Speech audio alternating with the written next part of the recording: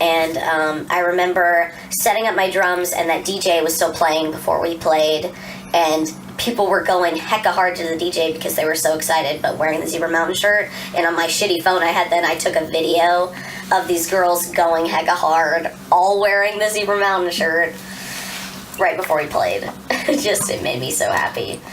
And I remember, so when you get nervous, am I talking too No, you're much? good. Okay. When I get nervous, I always have to pee before a show. And so I remember, I'm like, shit, there's like maybe 5 minutes before we have to go on. And I'm waiting in line for the bathroom. And then I finally get in there, and I could hear you guys talking on the mic, like your preamble. And I'm like, fuck, like I'm in the bathroom literally, and I could hear you talking. And I hear, where's Steph? Like, through the microphone while I'm peeing, and just trying to like run out of there as fast as I can. And literally you guys are like, okay, we're about to play the song. And I had to get through the huge crowd. People thought I was just a pushy fangirl or something, like, hey, excuse me, until I got to the drums and was like, oh, hey, I'm playing this song really quick. That was just, and nobody knows that, really. I was just like, oh, hey, excuse me.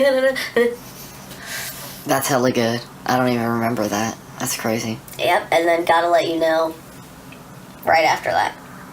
That was a pretty epic show. That was definitely my favorite show. I was very focused. You know what? Coolest part to me was Epidead, because Joey Small came up out of the woodwork and just was so tight. And we didn't practice with him either. He just knew it and everything. And so to see him come up and people scream, you know, like a featured person, especially from my angle, behind the drums, by the window, was super cool. It was just like, I didn't even see Joey Small until that part, really. He was way in the back, and it was just like, and then it's super cool. Yeah, I remember that when we played with them at first, what were they called? It's Playing the Streets. Is that what you're talking about? Playing in the Streets, yeah. Joey Small. Yeah, so I just remembered that. What's funny is I actually talked to him a couple years after that, and he's like, not really doing music anymore. It's crazy because he just had that energy. Like, they had that band, it was kind of like pop punk, but it was really pop rock. Yeah.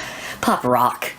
And he kind of rapped. He was rapping over it as like just that energy. He had the afro. He kind of looked like Robert Plant, and except for a rapper, which was really cool. Yeah, but really great singing. I was really glad to get that part of the scene into our band and onto it. You know, it was like I felt like we're more relevant because we brought a little bit of that energy in there. Kind of like, you know. That's another thing that local bands don't do, is that you just, you know, you soak in all the local culture, which is other bands that are playing with you, have them on your shit. Just, you know, only famous people really do that through their labels, you know. I guess, that was kind of a thing that I wanted to do, and I didn't realize how prolific that is as a habit because just the networking. But at the same time, I just thought it was cool just to have, like, you know, have some X-Men with the Power Rangers with, you know, Spider-Man. Like, I thought that was tight, but who would know that, like, you know, just the crossover of fans is just, like, is kind of awesome.